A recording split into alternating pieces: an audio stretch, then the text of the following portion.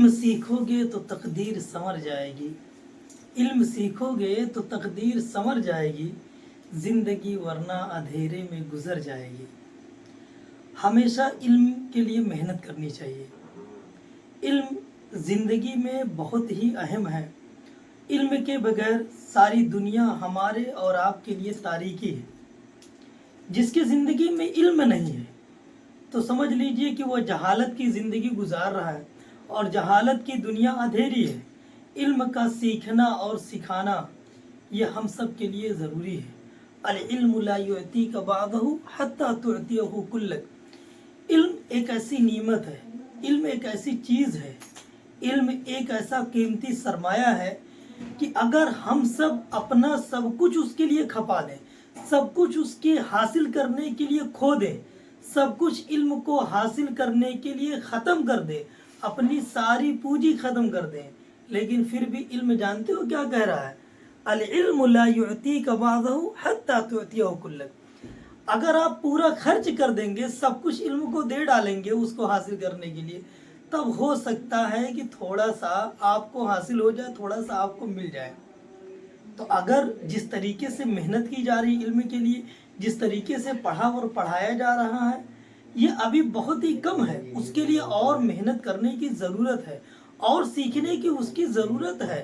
और इतना सीख लिया जाए, इतना सीख लिया जाए कि फिर अपने ऊपर एक कॉन्फिडेंस हो जाए, एक भरोसा हो जाए कि हाँ, हम कहीं भी खड़े होकर के कुछ पढ़ सकते हैं, कुछ बोल सकते हैं। और जो जिम्मेदार हजरात हैं उनको इस बात की फ़िक्र होनी चाहिए किस तरीके से हम अपने बच्चों को इस जहालत की और तारीकी की दलदल से बाहर निकालें। आज गार्जियन इस बारे में बहुत कम है जो कि फ़िक्रमंद रहते हैं कि हमारा बच्चा किस तरीके से कामयाब हो जाए। अगर वो फ़िक्रमंद हैं तो शुरू ही से वो अपनी एजुकेशन और तालीम को लेकर के यही फ़िक्रमंद होते हैं कि हमारा बच्चा किस तरीके से डॉक्टर बन जाए, किस तरीके से इंजीनियर बन जाए, किस तरीके से प्रोफेसर बन जाए।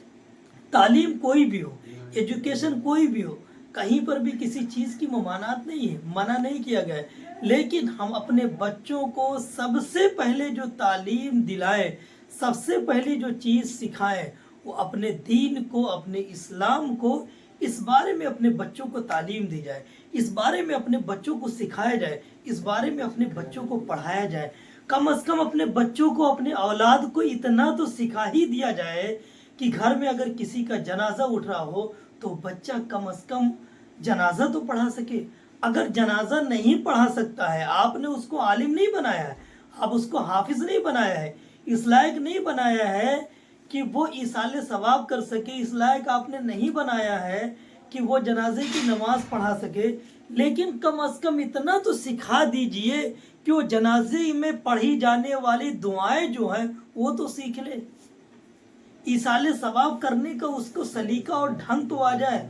वो इतना तो सीख ले कि नमाजों में क्या पढ़ाया जाता है, नमाजों में क्या पढ़ा जाता है, सूरह फातिहा कब पढ़ी जाती है, सूरतें कब मिलाई जाती हैं, ये सारी चीज़ें हम अपने बच्चों को दें। अपने बच्चों को ये तालीम अगर हम नहीं देंगे तो समझ लो कि उसकी ज़िंदगी से खिलवाड़ कर रहे हैं, तो समझ लो कि उसकी ज़िंदगी को और हम तारीकी में ढकेल रहे हैं और तारीकी की तरफ उसको रमा दवा कर रहे हैं। ये एक गार्जियन और एक जिम्मेदार की फिक्र होनी चाहिए कि अपना बच्चा किस तरीके से कामयाब हो। अगर फिक्र नहीं लिया जाएगा तो आने वाले बच्चे, आने वाला वक्त ये आपसे सवाल करेगा, वो आपसे पूछेंगे कि आखिर आपने हमारे मुस्तकबिल को क्यों ख़राब किया। तो जवाब देने से आप कासिर रह जाएंगे, जवाब देने से आप आजिज़ रह जाएंगे। क्यों? इसलिए कि अपने बच्चों के साथ में आपने खिलवाड़ किया है, उसकी भविष्य के साथ, उसके फ्यूचर के साथ, उसके मुस्तकबिल के साथ खिलवाड़ किया है।